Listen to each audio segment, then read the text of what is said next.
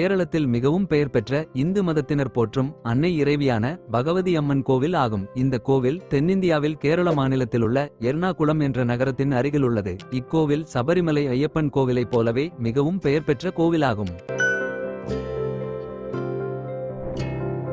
சுமார் 1500 ஆண்டுகள் பழமை வாய்ந்ததாக கருதப்படும் இக்கோவில் அன்னை தேவி சுயம்புவாக தன்னை வெளிப்படுத்துகிறாள் என்று மக்கள் நம்புகிறார்கள். இக்கோயில் பல்வேறு நோய்களை குணப்படுத்துவதில் புகழ்பெற்றது என்றும் பகவதி அம்மனை தொடர்ந்து 41 நாட்கள் வழிபட்டால் எந்த நோயும் தீரும் என்பது மக்கள் நம்பிக்கை.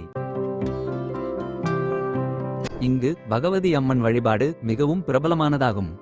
தேவியின் வலது பக்கத்தில் 2 அடி உயரமுள்ள கிருஷ்ணன் சிலை உள்ளது. அம்மே நாராயணா தேவி நாராயணா என்று மனமுருகி பக்தர்கள் வழிபடுகிறார்கள். அதாவது நாராயணியும் நானே நாராயணனும் நானே என பொருள்படும். மேலும் அன்னை பகவதி ஒவ்வொரு நாளன்றும் 3 உருவங்களில் காட்சியளிக்கிறாள். காலையில் அறிவாற்றலை வளர்க்கும் அன்னை சரஸ்வதியின் ரூபத்தில் வெண்ணிற ஆடையில் காட்சி தருகிறாள். மாலையில் சௌபாக்கியம் தரும் அன்னை மகாலட்சுமியாக ஆழ்சிவப்பு வண்ண உடையில் காட்சி தருகிறாள். இரவில் வீரத்தை வளர்க்கும் அன்னை துர்க்கையாக கரும் நீல வண்ண உடையில் காட்சி தருகிறாள். நண்பகல் உச்சபூஜையிலும் மற்றும் இரவு உச்சபூஜையிலும் மகாகாளியாக காட்சி தந்து பக்தர்களை உய்வித்து அருள்பாலித்து வருகிறாள். கோவிலில் உள்ளே தென்மேற்கு மூலையில் இருப்பவர் சிவபெருமான் அருகிலேயே கணபதி சந்நிதி உள்ளது. அங்கிருந்து தெற்கு பக்கமாக நாகராஜா சந்நிதி உள்ளது. கோயில் குளத்தின் கிழக்கு கரையில் அமைந்திருப்பது உக்கிரகாளியான கீழ்காவு பகவதி சந்நிதி ஆகும். இந்த கீழ்காவில் நடைபெறும் பூசைகளில் ஒன்றான குருதி பூசையில் மக்கள் ஆர்வத்துடன் கலந்து கொண்டு அன்னை பகவதியின் அருளை பெறுகின்றனர். இந்த பூஜை மாலை வேளைகளில் அன்னையின் அருளை பெறுவதற்காக நடத்தப்படுகிறது. முன்பெல்லாம் குருதி பூஜை வெள்ளிக்கிழமைகளில் மட்டுமே நடத்தப்பட்டு வந்தது.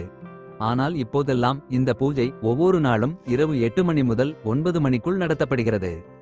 குருதி பூஜையின் பலன்கள் செல்வம் செழிக்கவும், தொழிலில் முன்னேறவும், கணவன் மனைவி உறவுகள் நீடிக்கவும் மற்றும் குழந்தையின்மை, கருச்சிதைவு, கர்ப்பம், சோகம், பதட்டம், பயம் மற்றும் குடும்பம் தொடர்பான பிற பிரச்சினைகளை போக்க உதவுவதாக சொல்லப்படுகிறது.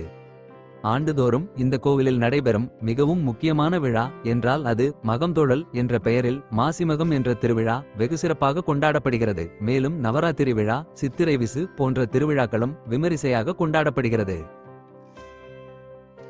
பொதுவாக தெய்வங்கள் அனைத்தும் இடது கையை பாதத்தில் காட்டியபடியும் வலது கையால் அருள்பாலிப்பதும் வழக்கம். ஆனால் இங்குள்ள பகவதி அம்மன் எல்லாவித பாவத்திலிருந்து காப்பவள் என்பதால் வலது கையை பாதத்தில் காட்டியபடியும் இடது கையால் அருள்பாலிப்பது தனி சிறப்பு. கர்நாடகாவில் அமைந்துள்ள புகழ்பெற்ற மூகாம்பிகை கோவில் நடை திறக்கும் முன்னரே பகவதி அம்மன் கோவிலின் நடை திறக்கப்பட்டுவிடும்.